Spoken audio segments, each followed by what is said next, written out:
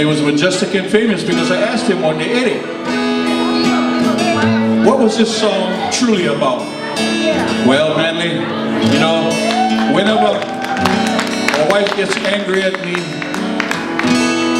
I wrote this song for her. It's called My Morning Dew, Cool Morning Dew.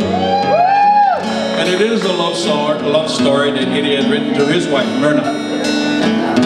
And we sang that song and it was so beautiful. We decided to share with you this evening. Gracing the stage are the ladies from Tikai Ohani Kanukala.